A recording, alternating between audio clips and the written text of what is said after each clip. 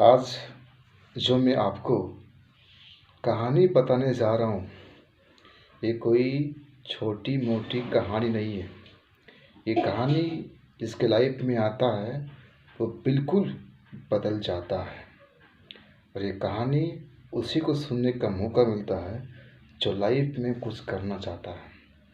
तो इस कहानी को एक बार लाइफ में एक बार इस कहानी को ध्यान से सुन लो।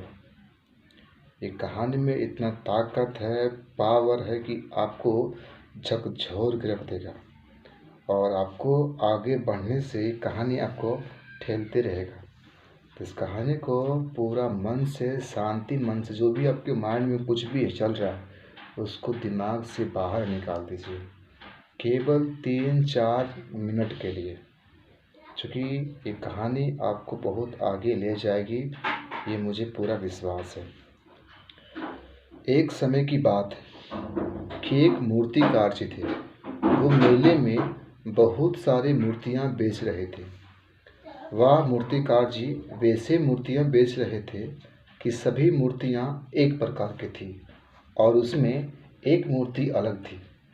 उसके हाथ के स्थान पर पंख लगा हुआ था, बाल पीछे गंजा था अर्थात नहीं था, आधा बाल था तो उससे फेस पूरा ढका हुआ था और कपड़ा पूरा फटा चिटा मेला झोला पहना दिया था।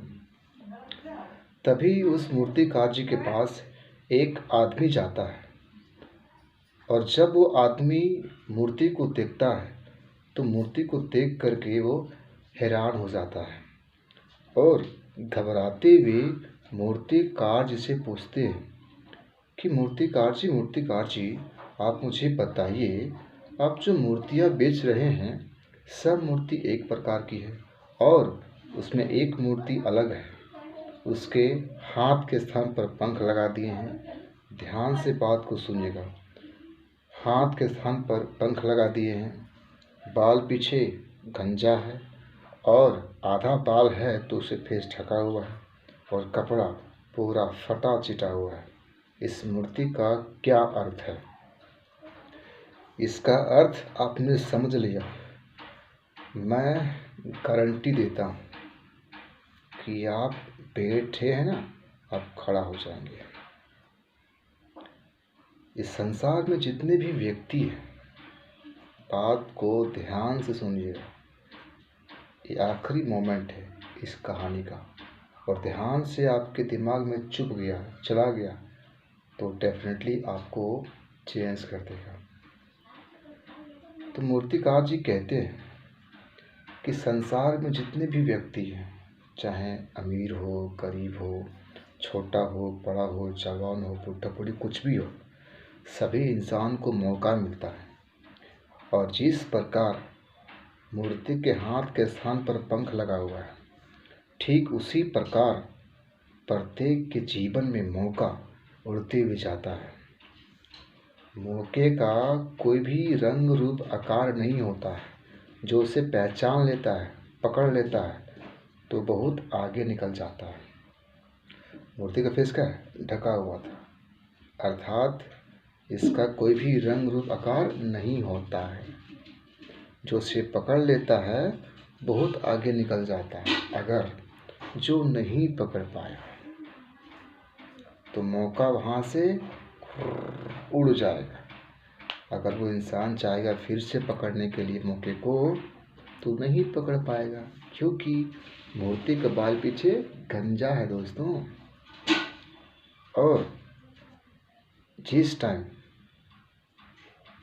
इंसान के लाइफ में दिक्कत होता है, परेशानियाँ होता है, प्रॉब्लम होता है, ठीक उसी प्रकार मौके आते हैं। इसीलिए मूर्ति जो कपड़ा पहना हुआ है बहुत ही गंदा है, मेला है, झोला है। इसका अर्थ है कि जब भी मौका आता है, मौका दिक्कत परेशानियों में ही आता है। जो उसे पहचान लिया, पकड़ लिया तो बहुत आगे निकल जाएगा। क्योंकि जो भी आपके पास दिक्कत है, परेशानी है, वो अगर आप दूर करना चाहते हैं तो मौके को पकड़ना सीखिए। अगर मौके को ध्यान में रख कर के उसको पकड़िएगा तो आगे बढ़िएगा। अगर आपके माइंड में सिर्फ प्रॉब्लम है, समस्या वगैरह है, कुछ भी है, तो बस उसी को पकड़ के रहिए, ज़िंदगी भर वही रहिएगा। इसलिए सबको मौका आता है, एग्ज़ाम लिखने का मौका आता है, कहीं पे कुछ बोलने का मौका आता है, कहीं पे जाने का मौका आता है, कहीं पे कुछ परफॉर्मेंस करने का मौका आता है, तो सब मौका मिलता है। तो ध्यान से पकड़िए उसको, उड़ने मत दीजिए, उड़ गया तो पकड़ नहीं पाइएगा। किसी का 10th का परीक्षा है, 12th का परीक्षा है, BA का परीक्षा है, तो परीक्षा आपको एक बार मिलता है।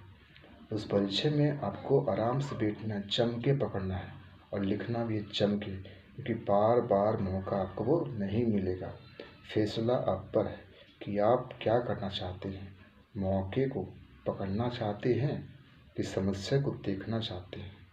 समस्या को दूर करने की अगर चाह आपके अंदर है तो मौके को पकड़िए, समस्या आपका दूर हो जाएगा। Thank you, best of luck.